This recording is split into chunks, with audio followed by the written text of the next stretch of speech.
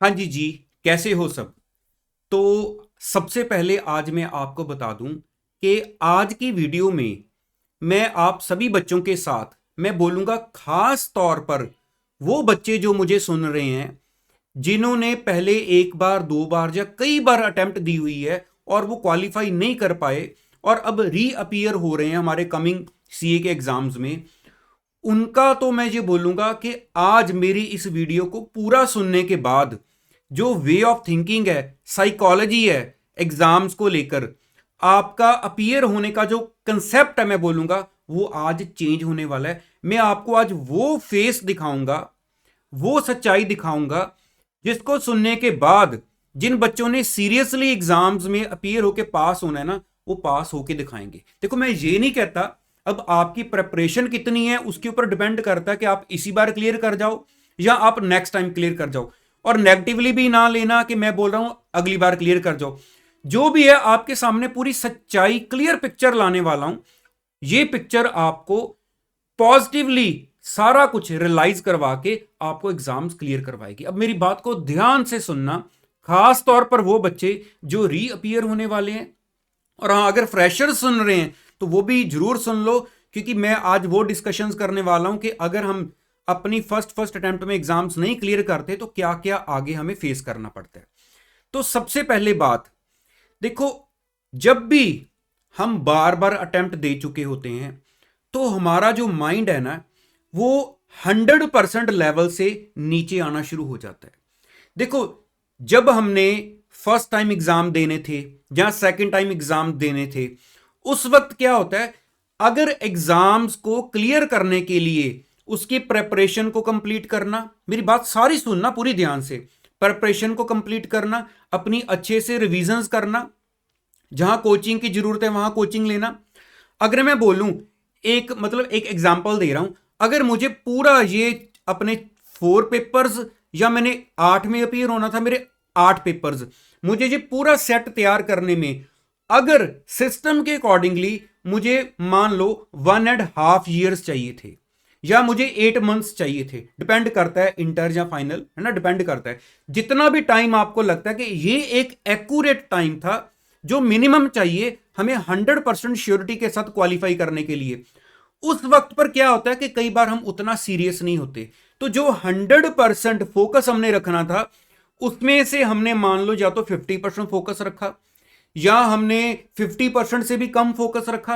अब बाकी का फोकस उस वक्त पर कब था, वो हमने अपनी मर्जी के साथ उसको कहीं और लगा दिया, है ना। हमने शायद घूमने फिरने में जो और अपनी अलग से लाइफ जीने में जो हमें तब अच्छी लगती थी, ये मजबूरी लगती थी, हमने 100% नहीं दिया।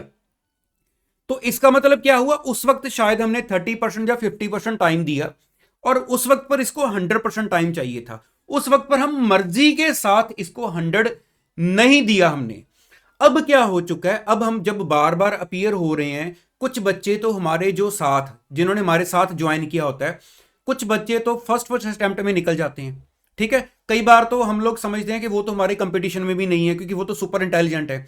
और कुछ बच्चे जो जल्दी समझ जाते हैं, वो 1 2 3 अटेम्प्ट लगा के अल्टीमेटली क्वालिफाई कर जाते हैं। अब जो बच्चे बाद में रह जाते हैं, जिनसे एग्जाम्स नहीं क्लियर हो पा रहे, अब ये फैक्ट है, ये सच्चाई है कि जो माइंड है ना, अब उसमें 80% या 70% या 80%, या मैं 80 से भी ज्यादा कह सकता हूं, वो जो एरिया माइंड का, वो अब ऑक्यूपाई हो चुका है हमारी टेंशन्स के साथ, कि पता नहीं इस बार भी हो सकता है मेरे से या नहीं हो सकता है, नहीं हुआ तो मैं पेरेंट्स को क्या जवाब दूंगा।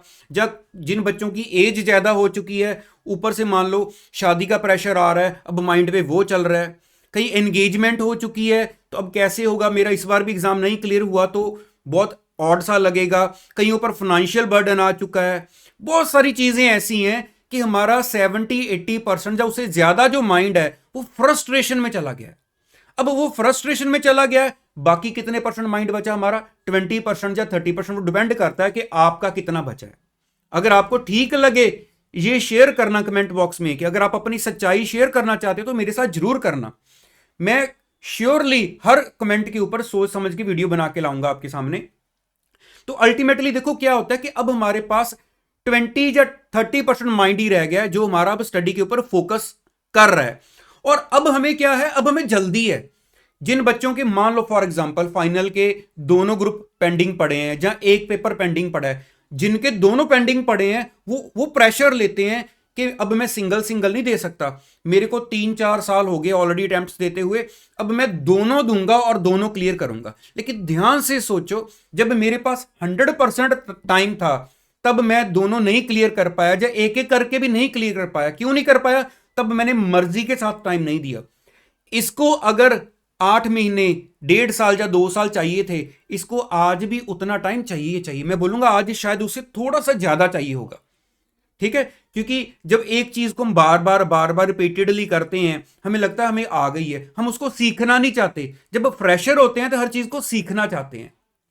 तो आज हमें लगता है कि आता तो है ही है, रिवीजन करनी है। बहुत सारी चीजें इसी चक्कर में अपने लेवल में और डाउन आनी शुरू हो जाती हैं। तो सारी जो ये गेम है ना, अब ये हमारे माइंड की है कि माइंड को मैसेज क्या मिल रहा है, हमारी साइकोलॉजी क्या चल रही है। क्या हम जल्दबाजी में हैं? अब क्या हमारे ऊपर फ्रस्ट्रेशन है? क्या हमारे ऊपर पेरेंट्स का कोई प्रेशर है? बहुत सारे बच्चों को ऐसा होता है कि अब शादी का प्रेशर आ रहा है, फाइनेंशियली बर्डन आ रहा है ना, दूसरों के सामने दूसरों को फेस करना थोड़ा मुश्किल लगता है कि क्या मैं अभी, मेरी एज बढ़ चुकी है, मैं अभी तक स्टडी करी जा रहा हूं, मैं एग्जाम ही दे जा रहा हूं। जहां बाकी बच्चे अर्निंग कर रहे हैं, चाहे नॉर्मल से अर्निंग कर रहे हो, चाहे काफी अच्छी खासी अर्निंग कर रहे हो, लेकिन मैं अभी एग्जाम ही दे जा रहा हूं। तो हमारा जो माइंड है ना, वो प्रेजेंट नहीं है स्टडी में। तो अगर प्रेजेंट ही नहीं है तो हम जल्दबाजी क्यों दिखा रहे हैं? अब आप बोलोगे कि इतना कुछ बोली तो जा रहे हो, सॉल्यूशन बताओ। तो अब मैं आपको आगे सॉल्यूशन बताने लगा हूं। हाँ, जो भी आपके माइंड में क्वेश्चन आ रहा है ना, मैं आपको सच बताऊं, एक बार कमेंट बॉक्स में मेरे साथ शेयर कर देना। अभी मेरी प्रीवियस वीडियो में भी एक बच्चे ने कमेंट किया था, तो मैंने बोला था कि मैं अभी कमिंग वीडियो में इस टॉपिक के ऊपर बात करूंगा, इसलिए आज मैं ये सारी बात कर रहा हूं। चाहे देख लेना, मेरी प्रीवियस वीडियो पे कमेंट आया था शायद कि 7 या 8 अटेम्प्ट्स हैं शायद, जितना मुझे अभी माइंड में आ रहा है, इंटर की लग चुकी हैं, एक ग्रुप पेंडिंग पड़ा है। तो अब आपको मैं सोल्यूशन बताने लगा हूं। देखो, सोल्यूशन सबसे पहले क्या है आपके पास, आपको अपने माइंड को बिल्कुल शांत करके सारे बर्डन्स निकाल दो। कौन मेरे साथ जिसने सीए को ज्वाइन किया था, कौन मेरे से आगे निकल चुका है, कौन कितना अर्निंग कर रहा है, क्या हो रहा है, सब कुछ निकाल दो। जैसे मैं आपको एक सिंपल सी एग्जांपल दूं, मान लो आपका कोई बिजनेस था, या आप मान लो आप स्टॉक मार्केट में डील करते हो, आपने कोई मेजर लॉस कर लिया है। अगर आपने लॉस कर लिया, जब बिजनेस में कोई लॉस कर लिया, अब आपके ऊपर प्रेशर है कि मैं फटाफट वो लॉस रिकवर करूं। वो जल्दबाजी के चक्कर में, जब आप जल्दबाजी करोगे ना, सोचोगे नहीं, अच्छी स्ट्रेटजी नहीं बनाओगे, आपका लॉस रिकवर होने की बजाय और ज्यादा हो जाएगा। सेम ऐसे ही है यहां पर। तो सबसे पहले आपको अब कितना टाइम चाहिए, आपके कहां पे वीक एरियाज हैं, आपको कौन सी चीजें प्रेशर डाल रही हैं, क्या पेरेंट्स से कोई प्रेशर आ रहा है, क्या एज के कारण कोई प्रेशर आ रहा है, क्या कोई फाइनेंशियल बर्डन आ रहा है। ये सारी चीजों को पहले सामने रखो। मैं तो बोलूंगा एक लिस्ट तैयार करो, हर चीज को सामने रख के फिर उसको अपनी स्टडी के साथ कंपेयर करो। अपना टाइम निकालो कि मेरे को ये इतना सारा कुछ कवर करने के लिए, मेरे को ये चीजें समझने के लिए कम से कम इतना टाइम चाहिए। अगर जल्दबाजी कर रहे हैं कि मैं तो इतनी बार दे चुका हूं अटेम्प्ट, मेरे को तो आता ही है, ये ना सोचो। अगर आता ही है फिर तो मैं बोलूंगा कि जब एग्जाम नहीं क्लियर होते हैं उसके बाद सीधा टेस्ट सीरीज ज्वाइन कर लो, या खुद अपने टेस्ट लेने शुरू कर लो, हमें तो आता ही है। फिर हम दोबारा क्यों बुक्स उठाते हैं, है ना। फिर अगर आता ही है फिर तो मैं सीधा टेस्ट उठा के टेस्ट को दे देकर अपनी प्रैक्टिस करी जाऊं। मैं बोलूंगा कि एक बार एग्जाम दिए, नहीं क्लियर हुआ, हमें पता है कि अच्छे पेपर नहीं गए, मैंने टेस्ट सीरीज ज्वाइन कर ली, सपोज कर लो कोई भी, जब खुद अपनी टेस्टिंग करनी शुरू कर दी, पास्ट पेपर सॉल्व करने शुरू कर दिए, रोज का एक सब्जेक्ट का एक पेपर उठाया, 3 घंटे उसको सॉल्व किया, बाद में मान लो 6 घंटे लगा के उसकी चेकिंग करो, गलतियां निकालो, इंप्रूव करो। लेकिन फिर भी मोस्टली बच्चों का क्या होता है कि हम चाहते हैं कि हम दोबारा बुक्स को पढ़ें, हम शायद किसी सब्जेक्ट की कोचिंग ही दोबारा ले लेते हैं, हम अमेंडमेंट्स की क्लासेस लगाने लग जाते हैं, हम दोबारा से जीरो से स्टार्ट हो जाते हैं, होते हैं ना। तो इसलिए इसको एक ठंडे माइंड के साथ, एक प्रॉपर इसको आपको स्ट्रेटजी बना के चलना पड़ेगा। पहले ये देखो, क्या सच में आपको लग रहा है कि अभी भी कि इंपॉर्टेंस है, कि आपको लग रहा है कि आपको एग्जाम, देखो एक बच्चा है जिसको लगता है कि मेरा एक ही ग्रुप रह गया, ये क्लियर हो गया तो मैं फाइनल क्लियर कर जाऊंगा, मेरी जॉब ऑलरेडी चल रही है, मेरे को वहां पे इंक्रीमेंट भी अच्छा खासा मिल जाएगा, मेरी पोजीशन भी अप हो जाएगी, मेरे लिए एग्जाम क्लियर करना बहुत जरूरी है। एक एग्जांपल दे रहा हूं, लेकिन मेरे को टाइम नहीं अलाउ कर पा रहा मैं उसको क्लियर करूं, तो क्या आप वहां पे कोई सेटिंग नहीं कर सकते? कोई लीव लेनी है, कोई इमरजेंसी में कुछ कुछ कुछ किसी वे के साथ, क्या वो नहीं कर सकते? अगर वहां पे नई पॉसिबिलिटी है, यहां पे टाइम नहीं दे पा रहे हैं, इट मीन ये दोनों चीजें तो क्लैश कर रही हैं, फिर तो आप कभी भी नहीं ग्रुप को क्लियर कर पाओगे।